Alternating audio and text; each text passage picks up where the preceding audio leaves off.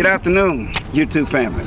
We are here at Alexander Park in Gwinnett County, and today I will be talking to a longtime friend of mine, a guy I used to work with for about 25 years, a great guy by the name of Brian Roopull. Now, this guy has very different opinions on things that I talk about on this YouTube channel, so I'm looking forward to sitting down with him and having an interview. So without further ado, let's jump off into it. I am here with Brian Roopull, a really good friend of mine. We're going to be talking and discussing the current state of America as we are in today, knowing that 6 months ago America didn't look like it looks now. And this guy right here, been knowing him for years. Always been a great friend. We don't agree with everything, but that's why we're sitting down and we're having this interview today. Thanks for being with me, Ryan. Thanks for having me. All right. First of all, are you Republican, Democrat, liberal, conservative? So I started my first voting cycle. I was wholeheartedly Democrat because they believed in some key issues that I believed in, right? Things that were important to me.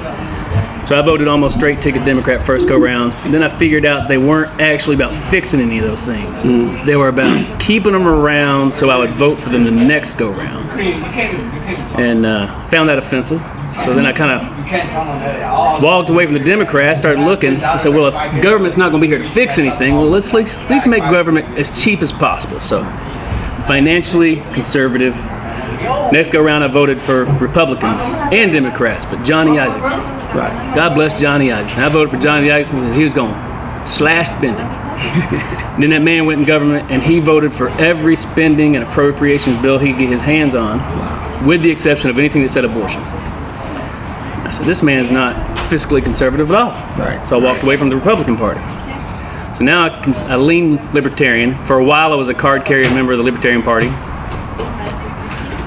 which basically means, for the most part, I don't think anything should be illegal that doesn't affect anybody else, right? As long as it's not force or fraud, as long as it ain't trying to hurt you or take from you. Right. I don't think it should be illegal. Doesn't mean I think it's right. Right. Don't mean I agree with it. I don't think it should be illegal. So that's pretty much where I am. And the Democrats and Republicans, neither one of them even remotely come close to thinking that. Right. Right. You know, they both say they do sometimes, but yeah. That's interesting. So what does America look like to you today? I mean, as I said, it's changing every single day. Changing every day. What does it look like? You know, it depends on what part of America you're talking about. I see for the culture wars, which I think is what you're aiming for. I think we're on the edge of a very slippery slope. Okay. Of sliding towards NeoMarxism. And it puts itself out there as being the face of the LGBTQ stuff, puts itself out there as being pro-civil rights, puts itself out there as being all sorts of things, environmentalism, all these progressive leftist movements, but it doesn't actually care about any of those things. Right. That's the method to get what they want. Okay. We throw terms out there like neo-Marxism. Explain that right quick. Yeah. So that's something somebody says, oh, neo-Marxism, he's this, he's that. Neo-conservative, he's this, he's that. Right. Marxists originally, like as in Karl Marx, the guy who came up with the philosophy, historically felt like all power struggles throughout all time were between the haves and the have-nots, the bourgeois and the proletariats, the landowners and the serfs. And to a large part, he was right. So he felt like it was all a struggle between the oppressors and the oppressed. And for him, it was very easy to identify who those were. And he says in his manifesto, we're going to overthrow this through force. Neo-Marxism takes those thoughts and applies the oppressor and oppressed mentality to almost everyone. Almost everyone. So if you're homosexual, you're oppressed. If you're Native American, you're oppressed. If you're transgender, you're oppressed. If you're black, you're obviously oppressed. Right. And the oppressor is whoever happens to be on the other side. And so the goal is the same. It's a communist, socialist, Marxist society. Right. But the steps to get there go through every minority they can come up with. I got you.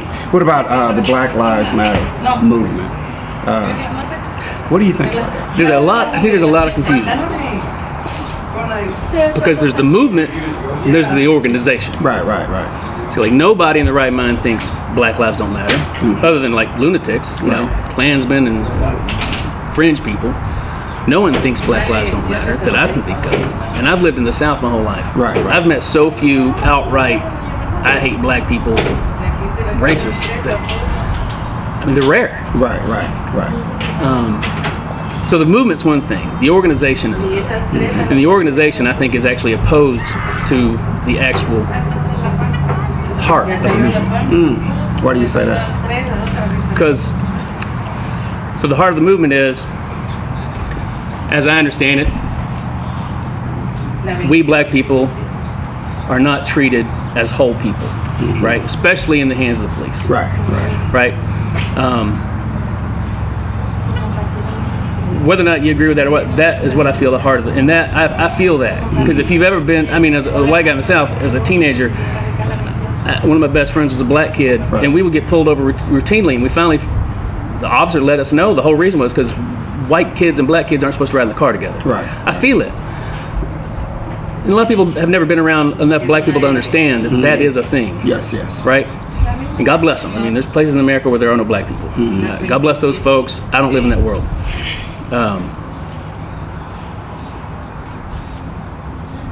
The Black Lives Matter organization,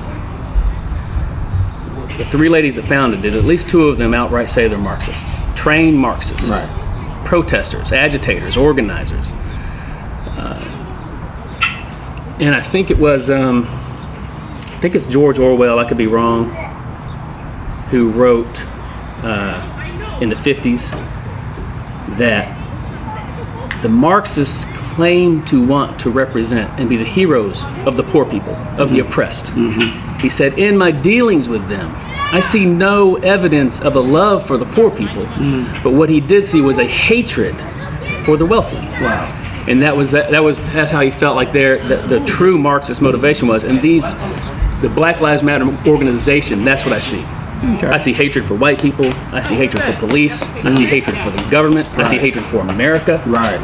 I don't see much love at all for Black people. Okay. That's why when you see these organizers with it, and I'm talking about the movement, I'm talking about the organization itself, they never show up for the things that are actually affecting Black America, unless it's one of these oppressors doing it. Right.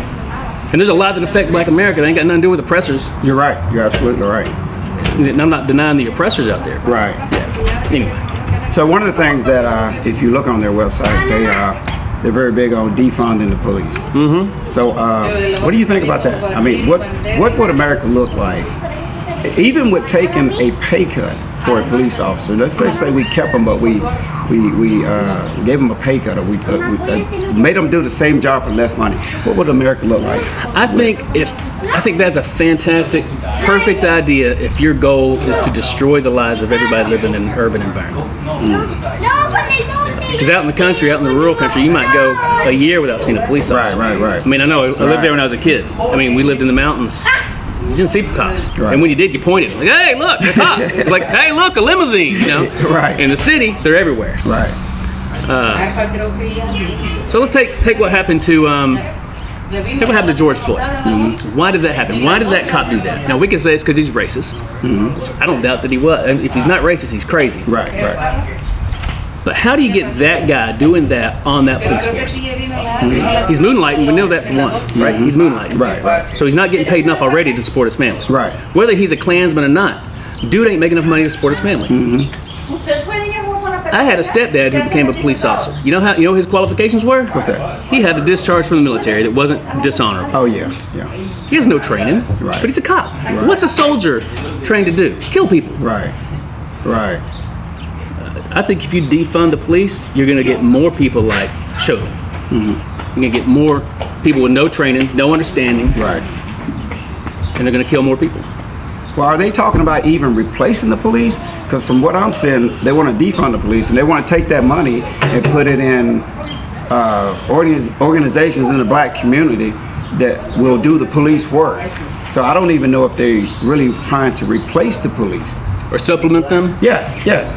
So that'd be actually spending more money on policing. Right. On the actual job that police now do. And not getting the job done. So maybe we should specialize more on what police do. Right. And tell me those organizations aren't already in black communities. Yes. I mean, like one of the problems that wealthy cities in Atlanta have been coming across lately is they're seceding. They want their own states or their own cities, right? Right. Sandy Springs.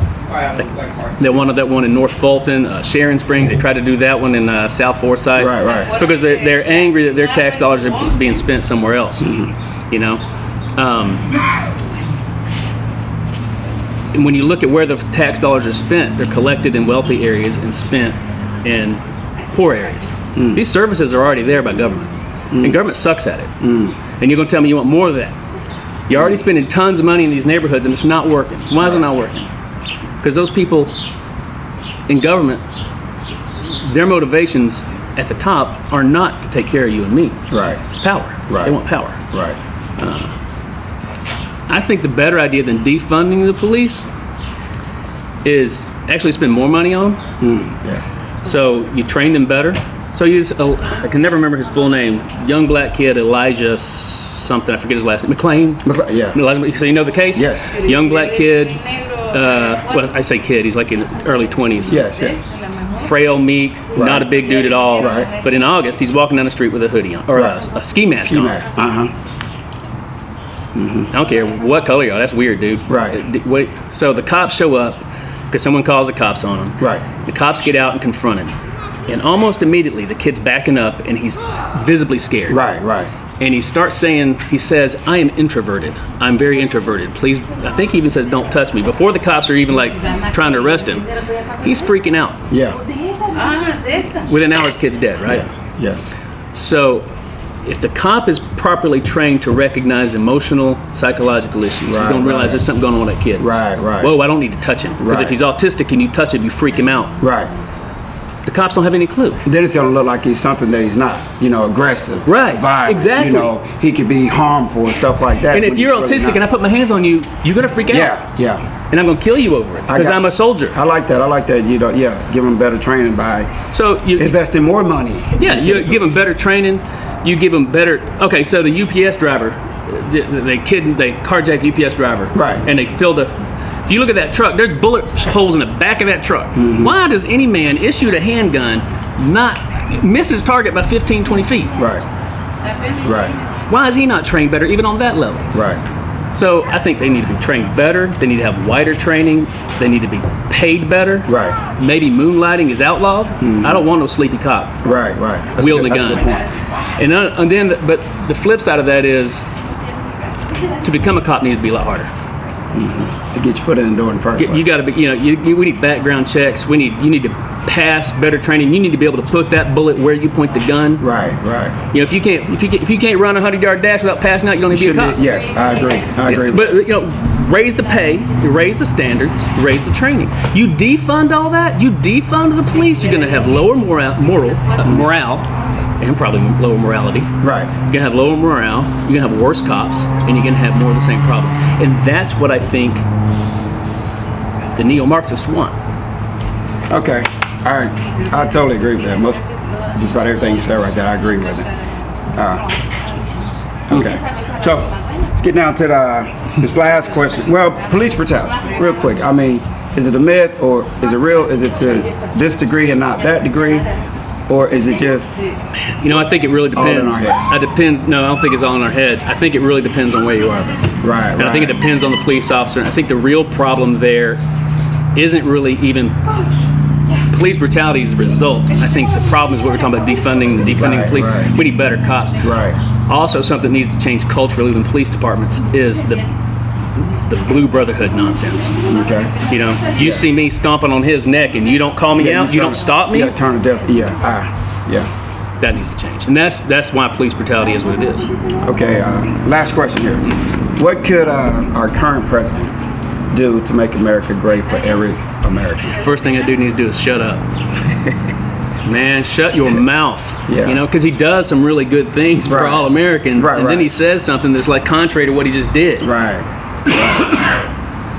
So, I mean, overshadow. He may be. Good. Yeah. I mean, he can keep But if you tuck him off for Twitter and all that kind of stuff, and he never spoke a word, how would you rate him? Oh man, pretty good. Okay. As a libertarian, pretty good. Not perfect, but as a libertarian, pretty good. Like deregulating. Right. Like if you want to talk about what can help, we're just talking about black people. What can help black people? Right. Really, all people. Just all Americans. Yeah. Just what can help anybody? Make America great. Especially poor people, people who are struggling. Make it so that I can open a business without jumping through 500 hoops. Why does it cost me thousands of dollars in government fees every year to run a small business? Right. That's what the president, and if states and cities would follow that lead, America would be real great. Okay, now in the black community, what can he do? About 2 minutes or a minute. What can he do in the black community? In the black community, for the black people who don't see it like you do. Exact same thing. Small business, help them get business loans. Exact same thing, because there's nothing that's going to help me that doesn't help you. Right. And the one thing that does affect black people that needs to stop is the pandering to black people, the things that have historically destroyed the black families, that are government programs. Right. You know, like, hey, if you're not married to the daddy, you get more welfare. Right. Hey, Section 8, come live in a government house instead of owning your own home, so you have nothing for your kids to inherit. Right. If that stuff could somehow be stopped, but President Trump ain't got a chance with that, because they'll call him racist. All right, man. I sure appreciate it. I know you got much more. I can't stop. I appreciate you, man. I appreciate you. God bless you, brother. You too. And thanks for stopping by. You too. Thank you. Bruce L, J Staff, we OUT, out.